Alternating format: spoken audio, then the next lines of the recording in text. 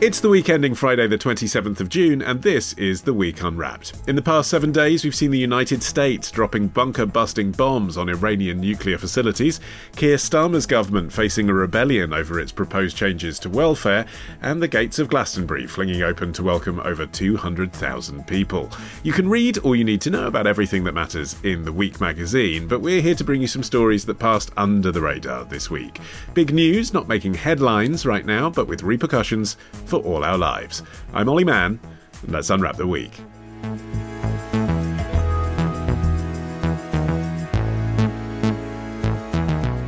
And I'm joined as ever from the Week's digital team by Jamie Timson and from the Week Junior by senior editor Felicity Capon. But Harriet's on holiday, so in her place, let's welcome back, with a handful of biodegradable confetti, environmental journalist Jessica Hullinger. Hello, Jess. Hello, Olly. Are you a Glasto fan? Have you ever been? Oh, I'm not. I mean, I am a fan just in theory, but I've never actually been. But I would love to go someday when I don't have small children. Although there is stuff for kids there, but, you know, I always feel like, really? You're going to leave your child unwashed for 5 days in a field with some hippies? That's where Harriet is right now, so we can ask her next week when she returns what it was like. She can be our Glastonbury correspondent, yeah. Absolutely. Are you aware of how she's been preparing? She said she was quite worried about the size of her tent, but I could answer no more than that. She's not taking the budgies with her, is she? I think she's taking the budgies with her, yeah. Jessica, you're up first. What do you think this week should be remembered for? Are plastics the new painkillers? Crean paracetamol a partir de botellas de plástico. ¿Cómo? Científicos de la Universidad de Edimburgo han conseguido transformar residuos plásticos en paracetamol utilizando bacterias modificadas. A TikTok video from Los Profos de Ciencias. I just about made out the words plastico and paracetamol there, Jessica. What's the story? So this week, scientists from the University of Edinburgh published a study demonstrating a method for transforming one of the world's most common types of plastic into one of the world's most commonly used painkillers, paracetamol. And so it's pure sorcery, I think. It's very complicated, and the disclaimer here is that I am not a chemist. You'll be surprised to learn. But the simplest explanation for this process that I could find is that the researchers have genetically reprogrammed a type of bacteria. It's like a harmless E. coli, and that this bacteria can survive on molecules in the plastic, and they can sort of metabolize these into the active ingredient in paracetamol. Wow. It was already sort of frying my brain enough to think about recycled plastic becoming paracetamol, but now you're involving lab-produced E. coli as part of the process, and I actually can't understand what you're talking about. Yeah, I mean, it's very complicated, and it's best to not overthink it. This can be done apparently over like 24 hours, so they can transform plastic in 24 hours into pain meds, which is kind of astonishing. And so the big question is, well, why does this matter? Like, why do we need to transform plastic into paracetamol? We already know how to make paracetamol. So there are two reasons why this is really interesting. The first is that you might not know this, and I didn't know this, but paracetamol is traditionally synthesized from benzene, which is a compound derived from crude oil. Boo. I did not know that. Right. Boo, hiss. But the real promise here seems to be in finding a new use for plastic waste that isn't just recycling it or turning it into more plastic or throwing it into the ground. Okay, and so before we get into all the cynical, inevitable, it's just greenwashing stuff, let's just embrace the excitement that I saw on your face, Felicity, whilst Jessica was just telling us that story.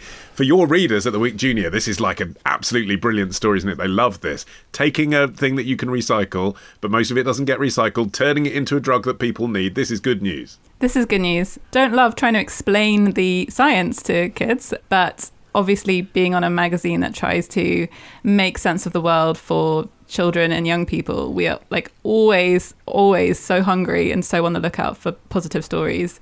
Climate change and plastic pollution is a really big issue for our readers and something that they really worry about. The kind of all the fears over eco-anxiety and how that's affecting young people, like we're very aware of that. So as editors, we are always on the lookout for stories like this. But I mean, this is a great story. There have been a few others like this. So there's also wax worms that can break down plastic bags.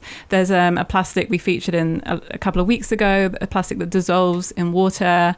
I was reading about a British company called Aquapack who have come up with this hydropol polymer material that dissolves in water. So it's plastic packaging that dissolves. So they are out there, these stories. There is positive news that humans are coming up with solutions. I don't know whether it's the case that bad news make better headlines and it's much easier to kind of like drown in stories about how plastic is this represents this existential threat, which it does, and that these other kind of startups or breakthroughs or innovations just don't seem to make the news as much. But yeah, there is hope. Yeah, or cost too much, I guess, Jamie, is the commercial imperative, isn't it? You know, the reason we don't all have bottles made out of plastic that melts harmlessly into the sea, I presume, is because they're more expensive. And you wonder with this as well. Jess mentioned the crude oil industry. You know, some of their taps are getting turned off, aren't they? Because people are moving to electric cars. I presume they'll want to make this cheap so that people can make drugs out of it. So that's hard to compete with. Yeah, definitely. If you just take it as an example, you guys must have talked about this because everyone talks about it, but the screw top lids on plastic bottles and how they've changed, right? That you used to be able to detach lids from plastic bottles and now they're attached to them. Because of changes in the EU and how they regulate that. Yeah, because of the bendy bananas type problem.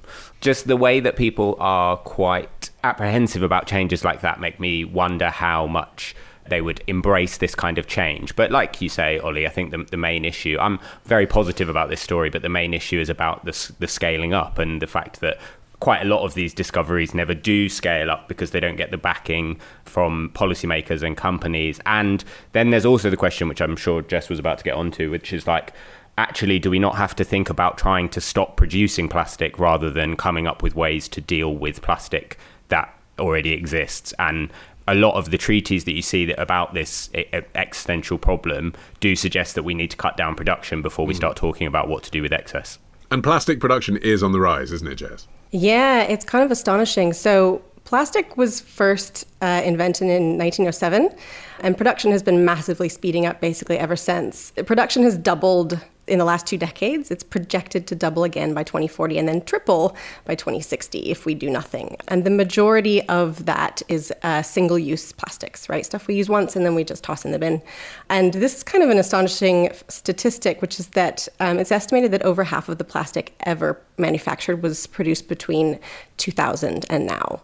There's a huge problem. We're making more plastic than ever before. There has been this big push by nations who understand that this is an actual existential threat. Just one example is that microplastics we know are making their way into our bodies, and they're hurting our health. We're only just starting to figure out how they're hurting our health. We use plastic every day in ways that we don't even think about. You know, it's just second nature. It's in everything. And I wrote a piece last year that was talking about the microplastic problem. And there was a researcher, a doctor who I spoke to, and he made a really strong point to say, like, we need plastic. Plastic is not going away anytime soon.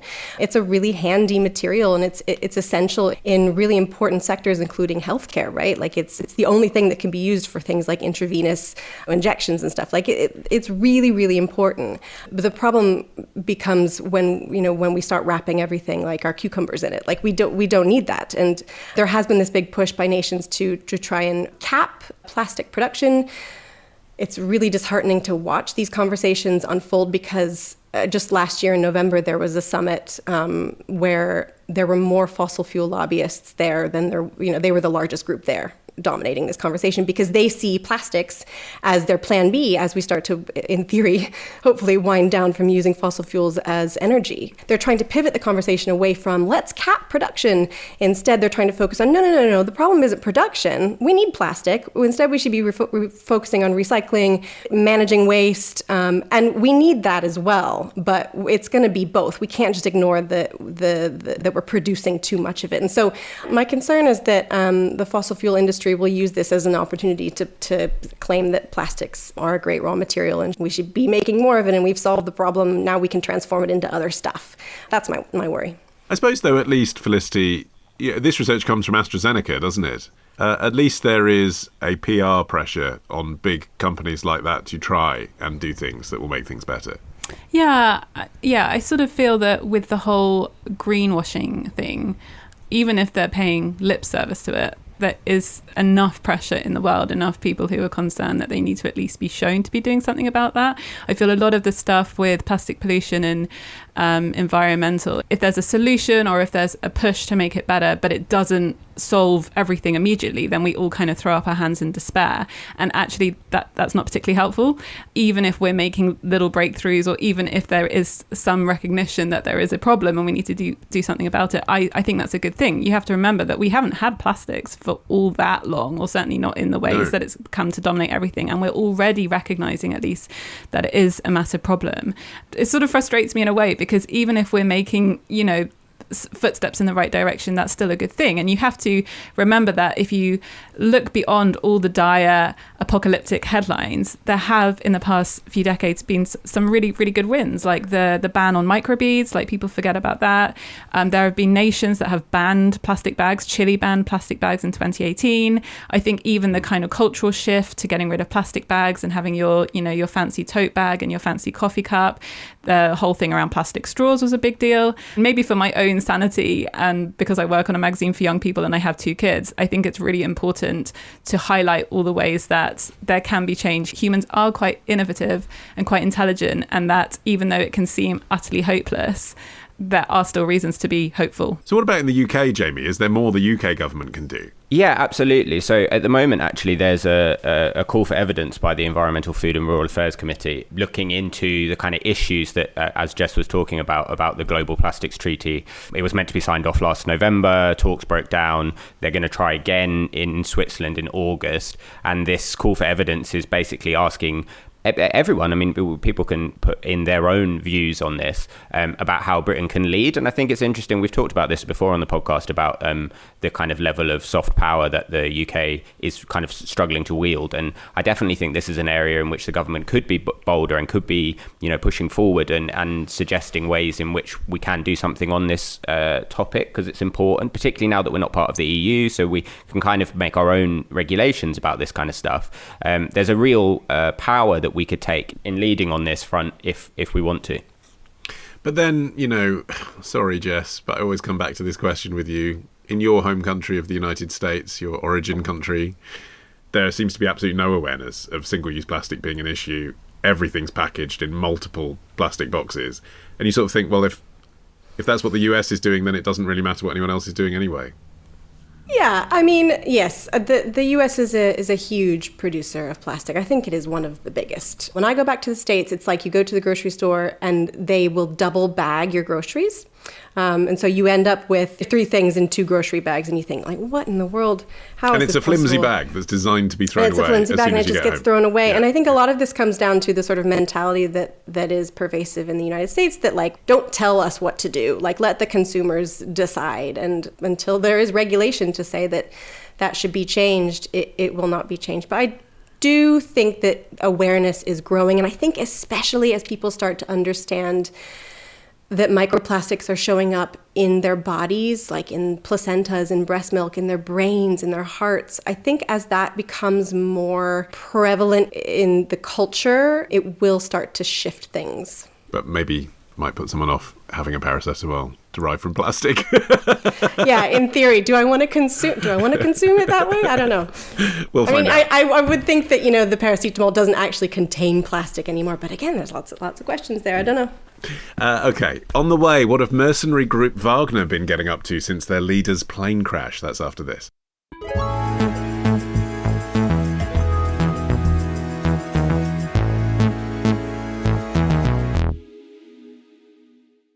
Okay, Felicity, it's your turn. What do you think this week should be remembered for? Guns for Hire and the Scramble for Africa. And where there was once only shadow and mystique, international fact-finders and researchers have finally been able to shine a light. We now know much more about the group's sordid history, its inner workings, its highest authorities, and of course, what happened to bring it down. So, in this post-mortem analysis, we're going to dive deep into what the Wagner Group really was and what it really did. The Wagner Group, a Warfronts Autopsy, a video posted on YouTube channel Warfronts on Tuesday. Felicity, what's the story? So the International Criminal Court has been handed a legal briefing alleging that the Wagner Group has committed war crimes in West Africa. The briefing has been submitted by a court in the US. It's the first time this argument has been made to the ICC. It's atrocities, like really horrendous atrocities in the Sahel region of West Africa, so across Mali, Niger, Burkina Faso. And there's allegations, including ones alluding to cannibalism. So some really gruesome videos of corpses being hacked at and organs being shown up to the camera or even being eaten. Have you seen the videos? I haven't looked at the videos myself, no.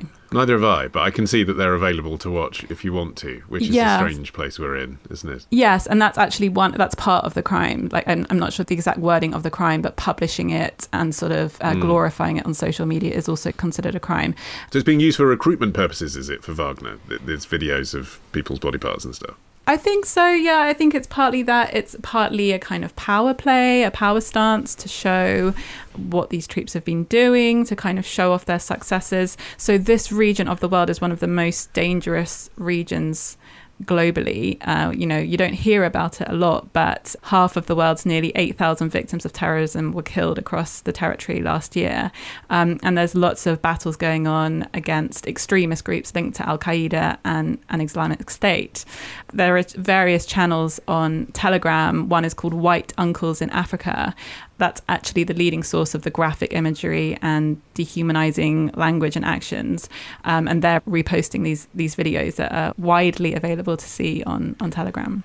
Yeah, I mean, it's not talked about much. We have actually, on the show back in November, done a little primer on what Wagner are doing in West Africa. Because, Jamie, I think a lot of people would be thinking, Wagner, they're the Russian guys, aren't they? They're in Ukraine. I know they're a mercenary group. What are they doing in West Africa? Just remind us briefly.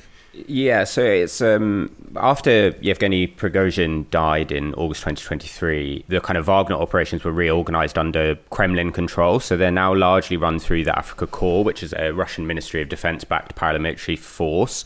There's a lot fewer of them than when Wagner had the coup. I mean, there's now only about 5,000 across Africa, but specifically in that region, in the Sahel region, they've kind of filled the vacuum where UN peacekeepers and French troops that used to be. They withdrew from the region and they kind of provide security services to local regimes there while obviously perpetrating these abuses. Just interesting that they pick up on like why they're sharing them on social media. And I think the other thing is a form of terrorism, right? It's to terrorize civilians and hopefully scare them into doing what Wagner wants them to do, or the Wagner Group wants them to do. It is kind of quite a shocking thing to think of, but we're almost looking at them turning in the use of social media and dissemination as a war crime itself, psychological kind of warfare, and kind of shows the state that we're in this year. And Felicity, to what extent are they still connected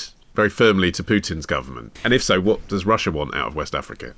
A lot of this is very murky and very shady, and it's quite hard to establish who's who and what's what.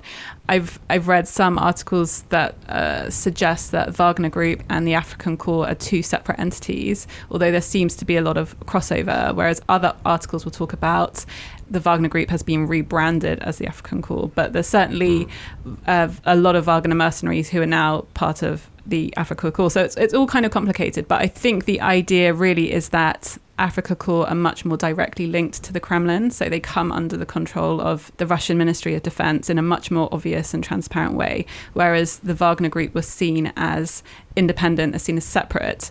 The big story was Prigozhin kind of mounting this coup against Putin that really rattled Putin, and then Prigozhin, his plane came down under very suspicious circumstances, which was widely seen as Putin getting rid of him and the top elites of Wagner.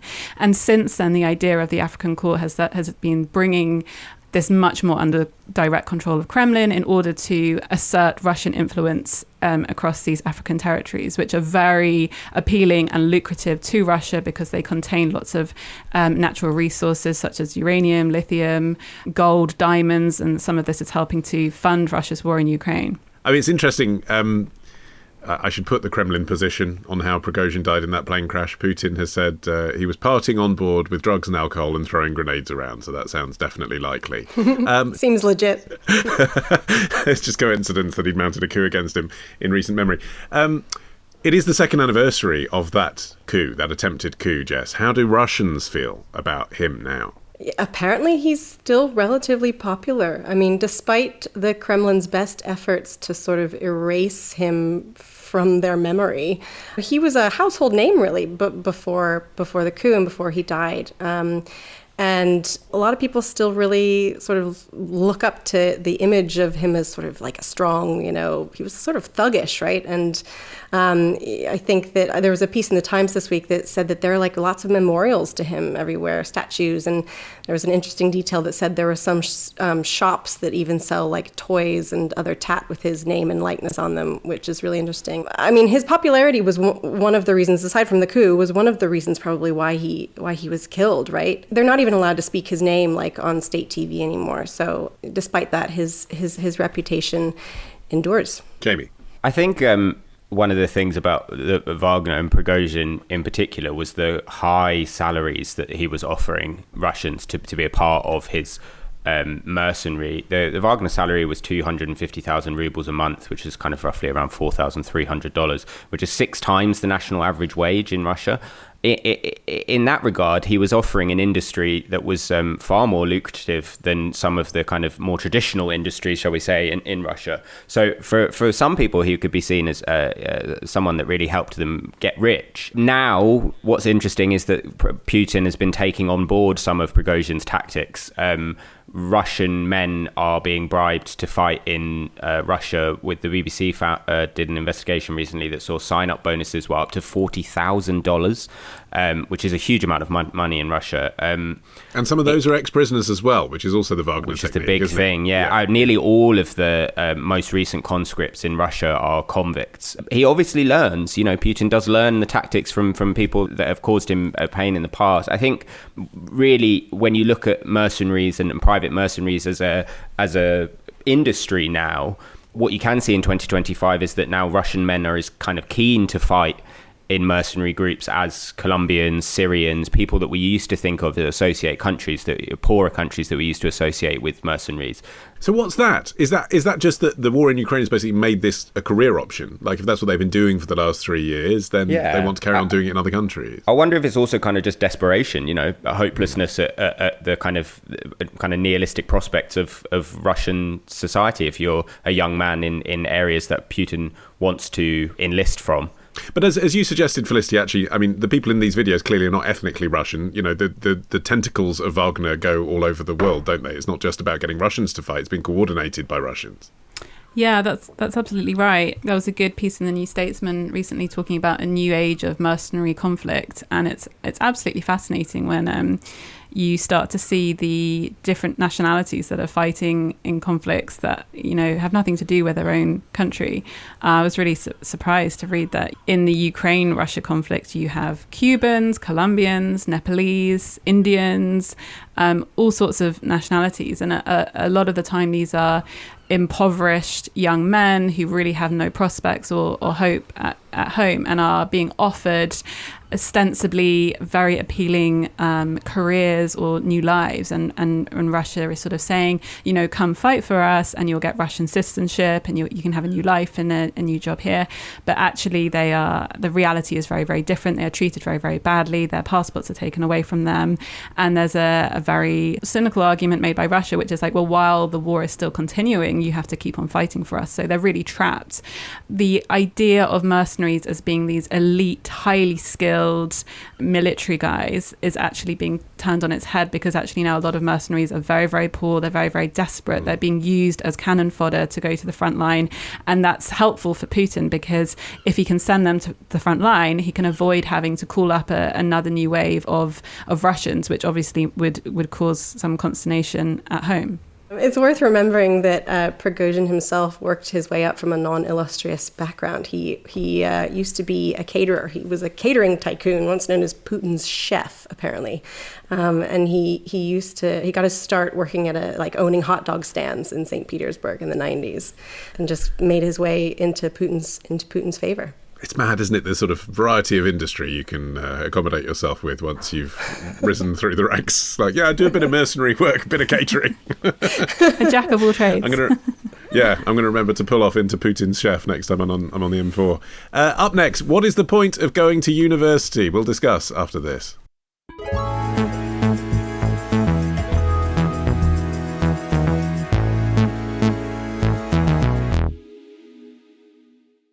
Jamie, you're finishing the show. What do you think this week should be remembered for? This week we asked whatever happened to education. Every job you apply for says no, because there are 140 applicants per graduate job now. You're lucky if you even get an email to acknowledge that you've applied, let alone to say no. The fact of saying no is borne out by not receiving an email back from the people you applied to 4 months ago. There are fewer graduate jobs to apply for. In fact, employers would seemingly rather you didn't have a degree. There's a clip from your careers advisor there, Jamie. Tom Swarbrick with a message for university graduates on LBC. Jamie, what's the story? Did you go to university, Ollie? I did go to university, I did. What university did you go to? Is this an interview now? Yeah. I went to St Catherine's College, Oxford, and I achieved a 2-1 in English literature. Oh, yes. By the skin of my teeth. That's good. Good job, though. 2-1. Yeah, have I got it? Have I got the job? You've got the job. You're in. Computer says no. What's the story? The number of roles advertised for recent graduates in the UK is down 33% compared with last year, and is at the lowest level in 7 years, according to the job search site. Indeed, this is coupled with the latest research from the Institute of Student Employers that shows there's as many as 1.2 million applications for 17,000 graduate vacancies. The UK actually, although we go on to talk about this being a problem that maybe affects most of the Western world, but the UK is actually an outlier when it comes to the US and Europe, because it's the only economy with fewer job openings available than before the pandemic. And that's across everything, not just graduate jobs? Yeah, just across in general. The point that Tom Swarbrick, my careers advisor, was making earlier there is that actually have they been kind of missold a dream? People are going to university expecting that, that graduate premium that we've heard so much about over the years will mean that you'll be able to get a better job and be able to pay, be able to live a kind of better life. And is that necessarily the case anymore? I know anecdotally a lot of people that have just come out, or quite a few people that have come out of university, friends of family and stuff, who are finding it incredibly difficult to get a job now. And I thought it was hard 10 years ago when I tried, but it is actually really, really difficult coming out of university. And I actually think it's kind of adding to a kind of general malaise in society about younger people particularly feeling more hard done by.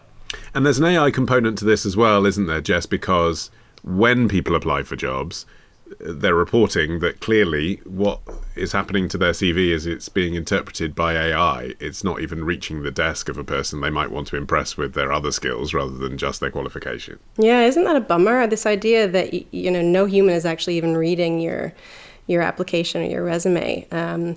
I hadn't thought of that, but of course, yeah. I mean, the real bummer of that is that, we know that is rife with discrimination, right? I mean, the technology that we use to screen job applications is really only it's programmed by humans in theory, right? And so it can inherit biases that humans have.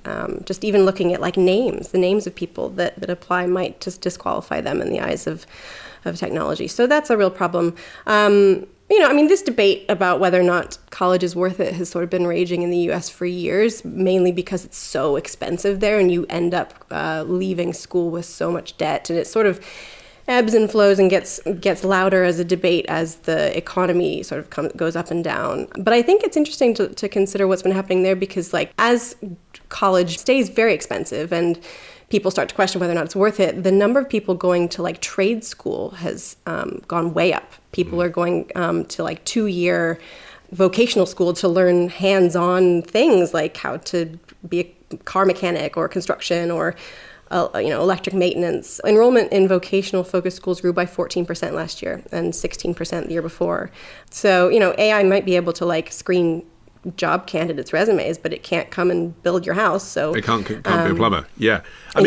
Actually, that's the system in the UK, Felicity, that we had before the new Labour government. Jamie was referring to there in his introduction, education, education, education. That was the Blairite mantra, wasn't it, to get us all to go to university.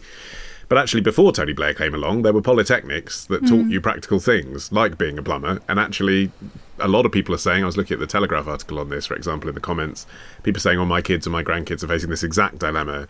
I wish they'd trained to be a bricklayer rather than go to a sort of third-class university and get a degree. Even if they get a first, it's not going to help them get a job. Yeah, I think that's completely right. And I think Tony Blair was wrong, basically. Although I think at that time there was a shortage of graduates, so it probably seemed as though we could do with a lot more. With the benefit of hindsight, it's looking back, it was the wrong policy, and it hasn't really helped us out. And there is a massive skill shortage in this country. I was reading a great piece recently about the problem of new builds in this country and just how shoddily houses are being constructed. And that's partly because we have such a shortage of skilled workers. We don't have carpenters, we don't have stonemasons, we don't have any of these professions. And I think the problem with the Blairite policy was to create this kind of two-tier, snobby, elite thinking that you should go to university to get a degree. It will help you get a job, but it really opened up the idea that vocational was something worse. It wasn't so good if you did something vocational. I think you can see that that's led to all sorts of problems. It could probably be said that it indirectly led to Brexit and feelings of massive resentment. But the problem is that we just have too many people going to universities who are getting these degrees and then they're not getting the jobs. And I think something else that's tied up with that is that people aren't really going for the love of learning anymore. They're going because they think it's going to get them a job. And going back to AI, there's reports that students are using AI to write their essays, which I find absolutely infuriating. You should not be at university if you're going to use AI to do your essays, because it just proves that you are not there because you love your subjects. So I just think there should be far fewer people going to universities than there are, basically. You get saddled with debt, you don't get a job at the end of it. We need way more people doing skill stuff. And yeah, I think the whole thing is a complete mess. Okay, so Jamie, this is where the debate goes. Is this where you think it should go? You brought this to the table. Yeah, I think the only thing that we haven't touched on yet is the social benefits of university and the fact that you're bringing people from across the country to different parts of the UK. I know for a fact that when I went to university at 18, the biggest thing that I learned from my degree was the ability to live with other people from different backgrounds. I met far more religious people at university than I'd ever met before in my life. An awareness and understanding of people's different faiths was important. And I found it beneficial to kind of grow up effectively at university. And yeah, I completely understand what Felicity's saying. And I think for the good of the country, maybe there are too many people at university. But if I was to say to any kind of prospective teenager, I would say, yeah, you should still go, because it's an amazing experience. And there are so few opportunities in life where everyone is there to help you and everyone is there giving you the opportunity to learn and to improve But why can't you meet other people and be introduced to other religions and all that, like vocational colleges or apprenticeships? You can meet all sorts of people doing other things. It doesn't have to be at university. I don't buy that the only way that you can kind of broaden your horizons is to go to universities. And it's just you're just going to be... It's not the only way. It's not the only way. I would say that it's quite a good way of doing it, though, and one that's quite well worn. And potentially in a vocational college in your own town, you're only going to meet the people that came. Of meeting other people from other backgrounds. Well, but that's the issue, isn't it? Exactly, that's the thing. And that is the way, Jess, in which we in the UK have mirrored what's happening in the United States in the last 30 years. Not to the same dramatic extent, obviously, but it's the debt, isn't it? If there wasn't a debt, then this conversation is sort of more equal. Is it worth going or not? But you come out with this enormous debt. Yeah, absolutely. There are always going to be people who go to university. I don't know that we can have this debate because it's not going to actually lead us to the point where people stop seeing value in higher education. So I think it's kind of a moot point. I do think that people need to start thinking very critically about how to move out of this transitional moment that we're in where AI has entered the workforce. there's this conversation about it taking entry-level jobs, but I think it's misguided, this conversation, because it seems to be focusing on like the grunt work. AI is doing the grunt work, and what do we have entry-level applicants for if they're not going to do the grunt work?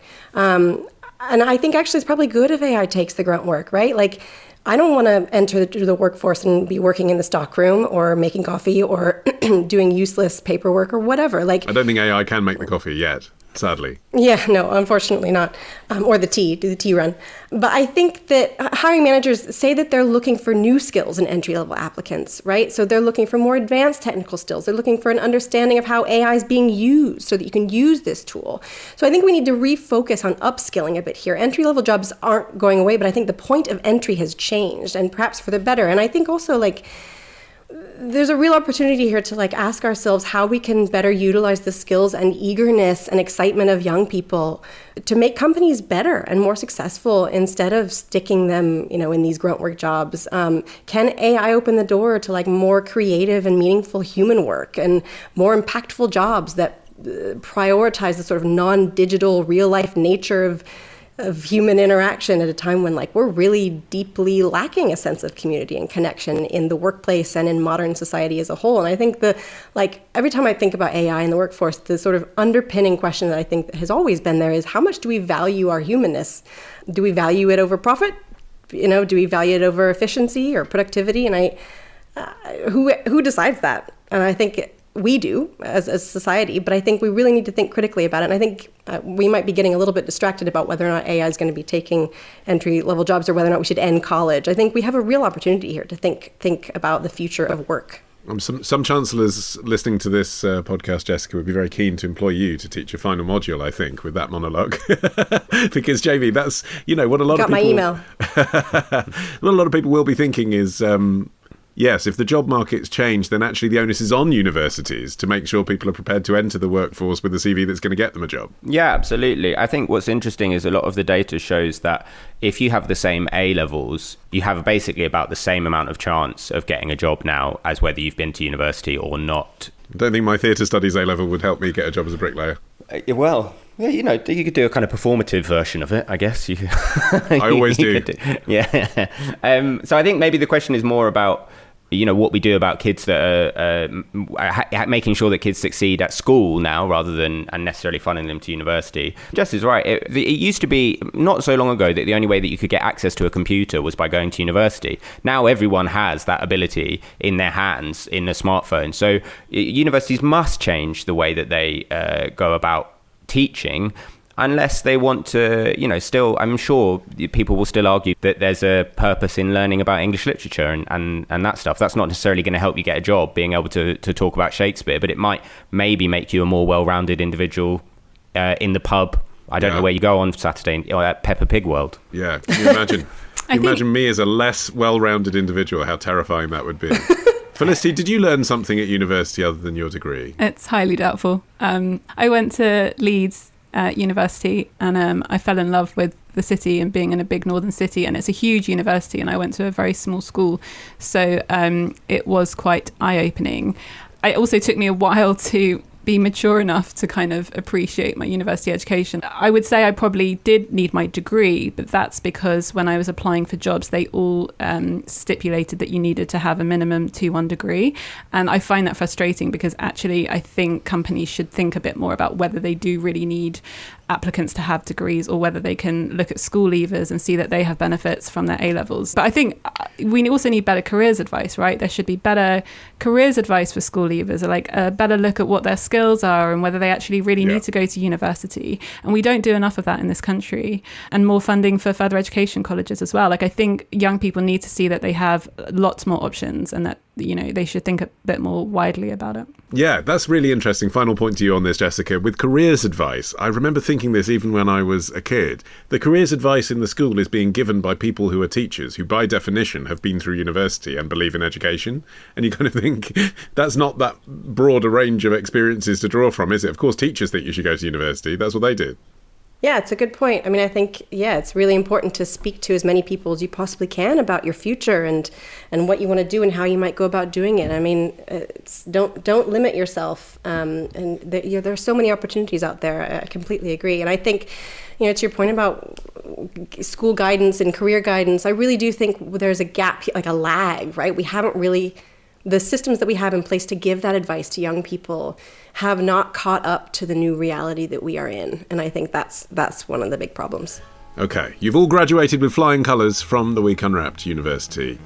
My dissertation on Harold Pinter is available by request. My thanks to Jamie, Felicity and Jessica. You can follow this show for free. You can get every episode as soon as it's released. Just search for The Week Unwrapped wherever you get your podcasts and then tap follow. You can also get 6 free issues of The Week magazine with a trial subscription if you go to theweek.com/subscriptions. No minimum level of education required.